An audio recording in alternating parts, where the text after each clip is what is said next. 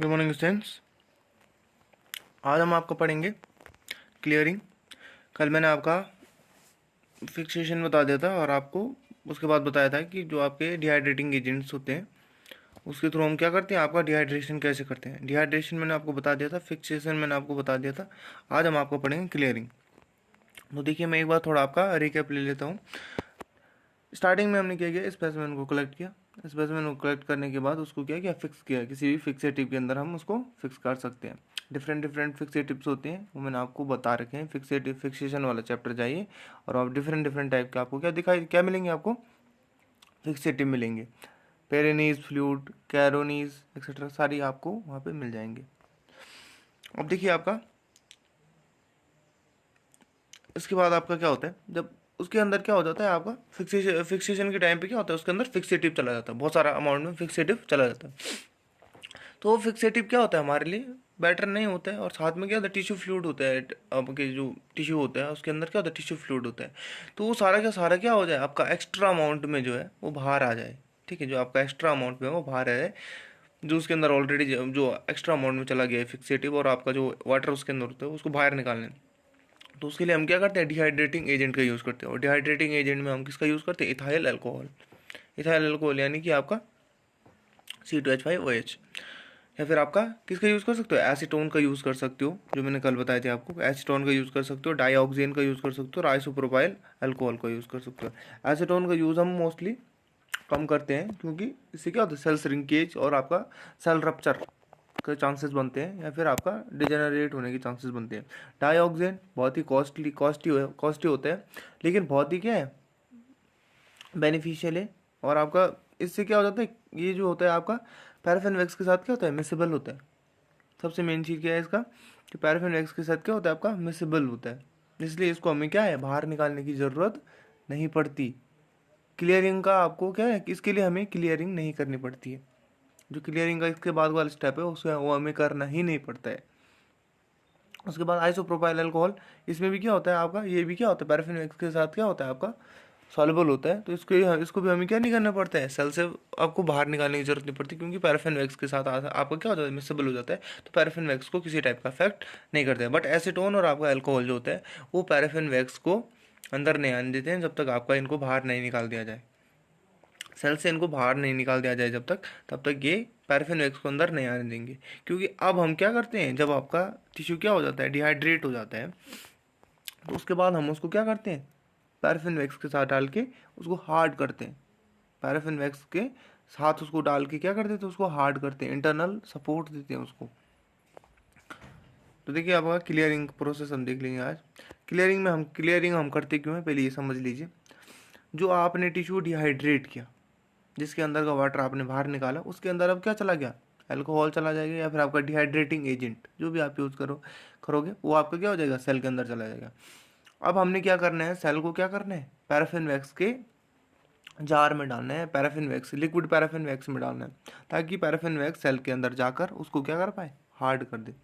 But आपका अगर alcohol से आप क्या कर रहे हो, एल्कोहल से क्या कर रहे हो, अगर आप डिहाइड्रेटिंग एजेंट एल्कोहल यूज़ कर रहे हो, तो वो क्या होता है, आपका पैराफिन वैक्स को क्या नहीं करने देता है, सेल के अंदर नहीं आने देगा। तो उसको बाहर निकालने के लिए हमें उसको क्या करना पड़ता है, क्लियर करना पड़ता है। अगर एल्कोहल और एसीटोन आप यूज़ कर रहे हो, डाईऑक्सेन और आइसोप्रोपाइल अल्कोहल के केस में क्या होता है, आपको ये नहीं करना पड़ता है, आपको क्लियरिंग का प्रोसेस नहीं करना पड़ेगा, क्योंकि वो पैराफिन वैक्स को अंदर आने से नहीं रोकता है सेल में। वो क्या हो जाता है, उसके अंदर चला जाता है पैराफिन, और उसको हार्ड भी कर देता है। और क्या है आपका, किसी टाइप का क्या नहीं है, रेजिस्टेंस नहीं क्रिएट करेगा, किसमें, आपके पैराफिन वैक्स को सेल के अंदर जाने के लिए। लेकिन जो आपका एल्कोहल होता है और आपका एसीटोन होता है, ये आपका रेजिस्टेंस देते हैं। तो उस केस में हमें क्या करना पड़ता है, क्लियरिंग करनी पड़ती है। आई होप आपकी समझ में आया होगा इतना। अगर नहीं आया तो मैं आपको थोड़ा साइड पे समझा देता हूँ कि आपका वो क्या रहा है यहाँ पे।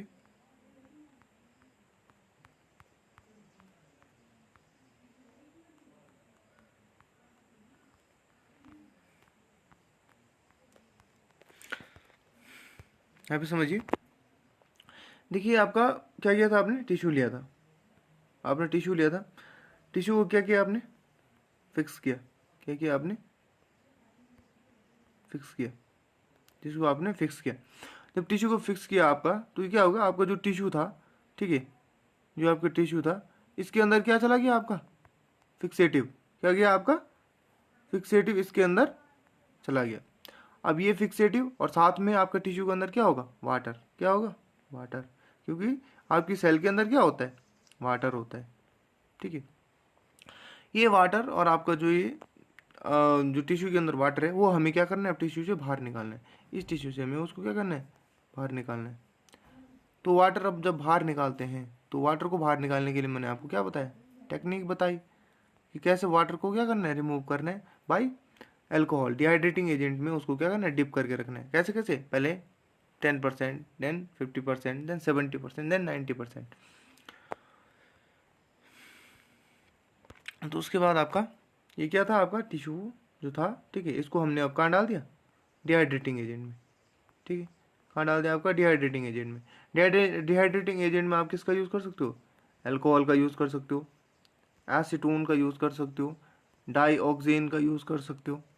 अब याद रखिएगा, अल्कोहल, एसीटोन, इन दोनों को जो आप यूज़ करोगे, तो ये क्या होते हैं आपके पैराफिन वैक्स, जो पैराफिन वैक्स होता है उसके साथ क्या नहीं होते हैं, मिलते नहीं है। इनके अंदर क्या है, किसी टाइप का एडिशन नहीं होता है।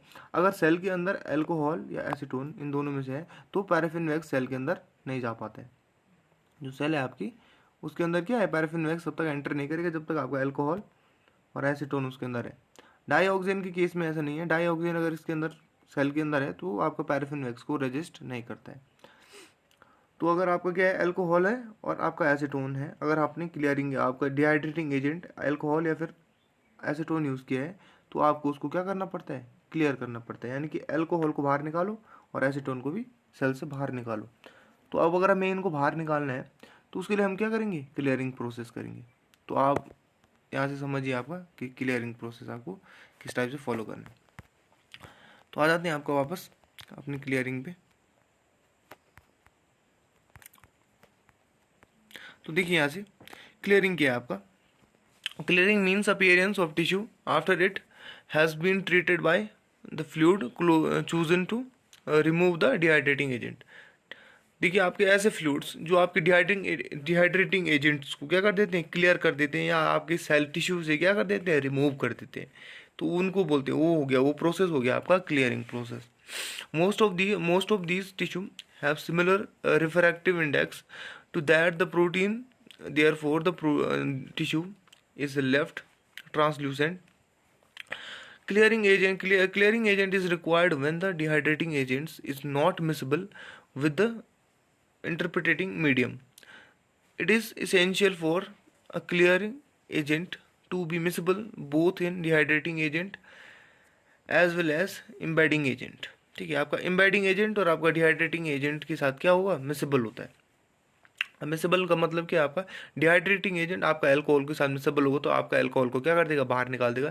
साथ में पैराफिन वैक्स को भी क्या कर देता है, बाहर क्या करते हैं, पैराफिन वैक्स को भी अंदर जाने में कोई इफेक्ट नहीं करता है। तो ये आपका क्लियरिंग एजेंट का क्या होता है, प्रॉपर्टी होती है। देखिए आपका अल्कोहल को तो क्या करेगा, मिसेबल होकर उसके साथ मिसेबल होगा और उसको क्या कर देगा, बाहर निकाल देगा। साथ में क्या होता है, पैराफिन वैक्स जब क्या होता है, क्लियरिंग एजेंट सेल के अंदर चला जाता है, तो जब पैराफिन वैक्स उसके अंदर जाता है, तो उसको भी अंदर आने में किसी टाइप का रेजिस्टेंस नहीं क्रिएट करता है। तो ये आपका क्या है, इसका बेनिफिट है, ये आपकी प्रॉपर्टी है, आपकी क्लियरिंग एजेंट की प्रॉपर्टी है कि ये प्रॉपर्टी उसके अंदर होनी चाहिए। अगर वो क्या कर रहा है, पैराफिन वैक्स को अंदर आने से रोक रहा है, दैट मीन्स आपका क्लियरिंग एजेंट, वो हम क्लियरिंग एजेंट में कंसिडर नहीं करते हैं। तो देख लीजिए, सबसे पहले आपका जाइलिन, और सबसे ज़्यादा यूज भी होता है आपको जाइलिन।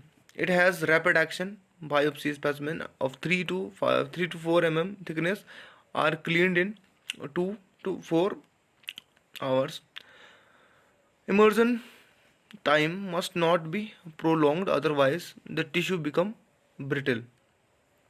ठीक है, देखिए आपका क्या होता है इसमें, आपका बायोप्सी जो आप बायोप्सी करोगे, या फिर आपका स्पेसिमेन का जो भी आपके ये है, इस बायोप्सी की साइज़ है जो आपने क्या क्या कट करके बनाए हैं, उनको आप क्या करोगे, आपका जब अल्कोहल में डालोगे, तो उसके अल्कोहल के बाद जब आप इसमें क्या करोगे, क्लियरिंग एजेंट में डालोगे, तो क्या हो जाता है, आपका अल्कोहल तो बाहर आ जाता है। साथ में क्या होता है, जो आपकी सेल के अंदर की जो क्या होती है, कुछ फाइबरस प्रोटीन होती हैं, जिनकी वजह से सेल का जो परमेबिलिटी होती है वो थोड़ी कम हो जाती है। तो वो परमेबिलिटी क्या हो जाती है, बढ़ जाती है। यानी कि जो सेल होगी, सेल का जो टिश्यू होगा वो क्या होता है, उससे जो लाइट होती है वो आर पार होने स्टार्ट हो जाते हैं, यानी कि ओपेक्यूनेस जो होती है वो ख़त्म हो जाती है। जो ओपेक्यू होता है यानी कि अपारदर्शी होता है, वो अपारदर्शिता थोड़ी ख़त्म हो जाती है आपकी क्लियरिंग एजेंट की वजह से। उसके बाद देखिए toluene and benzene. Toluene and benzene are similar in properties to xylene but are less damaging to to the tissue on prolonged exposure.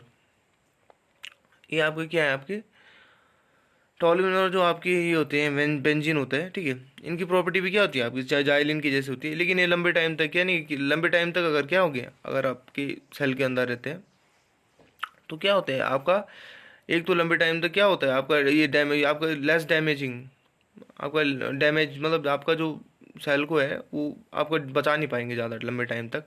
और आपका जो क्लियरिंग प्रॉपर्टी है इनकी, ये जो है आपका एक लंबे टाइम तक भी क्या नहीं होती है, मतलब एक्सपोज नहीं करती है लंबे टाइम तक। इसको आप ऐसे समझ सकते हो कि आपका जो ये होता है टॉलुइन और बेंजीन होता है, वो क्या होता है आपका जाइलिन से कम आपका ये माना जाता है, मतलब आपका जो उसकी जो प्रॉपर्टी है वो जाइलिन से क्या है कम का, ये अब उतनी ज़्यादा इफेक्टिव क्वालिटी नहीं है आपकी टॉलुइन और बेंजीन की।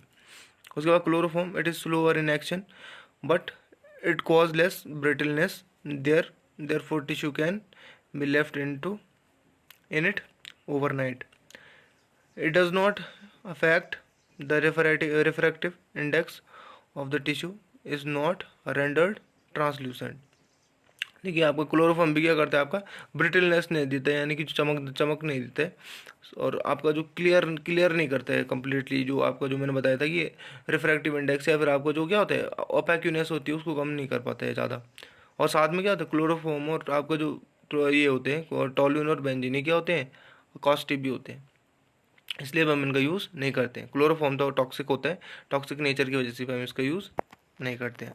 लेकिन आप नॉर्मली इतना याद रखिएगा कि आपको जो रिफ्रैक्टिव इंडेक्स है इसमें ये क्या नहीं करते हैं, चेंजेस नहीं लाता है, यानी कि जो क्लियरनेस होती है वो नहीं आ पाती है आपके टिश्यू के अंदर। टॉलुइन और बेंजीन के केस में क्या है आपका ये ब्रिटलनेस तो देते हैं लेकिन आपके लंबे टाइम तक ब्रिटलनेस नहीं दे पाएंगे, ठीक है। और आपका क्या होता है सेल को ज़्यादा डैमेज होने से भी नहीं बचाते हैं। उसके बाद देखिए आपका इट इज़ एक्सपेंसिव, ठीक है, जो आपका क्लोरोफॉर्म है क्या होता है काफ़ी एक्सपेंसिव होता है। इट इज़ इनफ्लेमेबल यानी कि बहुत ही जल्दी आग पकड़ लेता है, तो हमारे लिए ज़्यादा लेबोरेटरी के लिए क्या होता है एक हिसाब से इसको काफ़ी सेफली रखने की ज़रूरत पड़ती है। इसके बाद है आपका एक carbon tetraoxide. It has similar properties to chloroform but is cheaper. देखिए आपका क्लोरोफॉर्म की जैसी क्या होती है आपकी इसकी प्रॉपर्टी होती है, लेकिन आपका क्या सस्ता है। लेकिन मोस्टली हम किसका यूज़ करते हैं, जाइलिन का यूज़ करते हैं, जाइलिन को बहुत ही अच्छा क्लियरिंग एजेंट माना जाता है। उसके बाद है आपका केदार वुड ऑयल, इसका यूज़ भी बहुत होता है लेकिन बहुत एक्सपेंसिव है, बहुत ज़्यादा क्या होता है आपका कॉस्टली होता है।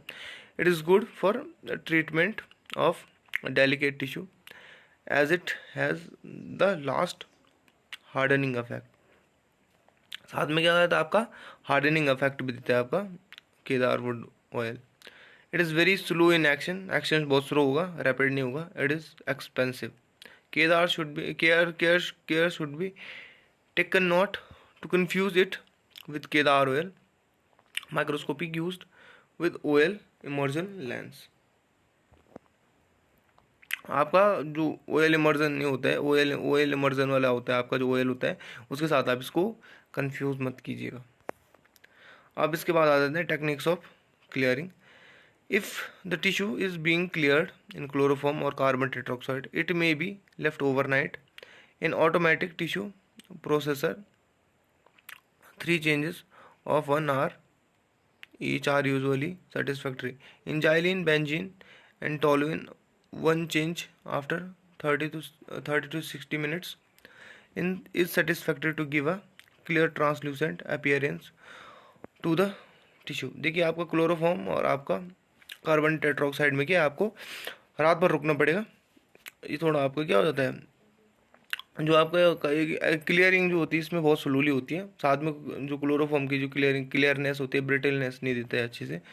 कार्बन टेट्रोक्साइड का भी वही नेचर होता है। जाइलिन और बेंजीन और टॉलुइन इसमें क्या होता है 30 से 60 मिनट के अंदर आपको क्या मिल जाएंगे, रिजल्ट मिल जाएंगे। तो ये डिफरेंस है इनके बीच में, ये समझ लीजिएगा। तो ये आपका क्लियरिंग जो था इस टाइप से आपने क्या करना था, पढ़ना था। तो क्लियरिंग मैं आपको बता चुका हूँ, आई होप आपकी समझ में आया होगा। स्टार्टिंग से मैंने बताया आपको कि फिक्सेटिव को आपको किस टाइप से, जब फिक्स हो जाता है टिश्यू तो उसके बाद उसको क्या किया जाता है, उसको डिहाइड्रेट किया जाता है। उसके अंदर का जो वाटर होता है, एक्स्ट्रा वाटर, उसको हमें बाहर निकालना पड़ता है, क्योंकि जो वाटर होता है उससे ऑटोलाइसिस और प्यूट्रिफिकेशन के चांसेस बढ़ जाते हैं, इसलिए हमें उसका वाटर निकालना होता है। वाटर निकालने के लिए आप यूज़ करते हो अल्कोहल का, और अल्कोहल के बाद हम क्या करते हैं, अगर हम अल्कोहल उसके अंदर क्या, अगर अल्कोहल चला गया तो उसके बाद हमें हार्डनिंग के लिए क्या करना पड़ता है, उसको एम्बेडिंग करनी पड़ती है। फिर आपका जो हार्डनिंग, जो काटने, जब आप टिश्यू को काटोगे तो उसके लिए उसको हार्ड बनाना पड़ता है टिश्यू को। तो टिश्यू को हार्ड बनाने के लिए हम पैराफिन वैक्स का यूज़ करते हैं, इंटरनली एक्सटर्नली दोनों साइड।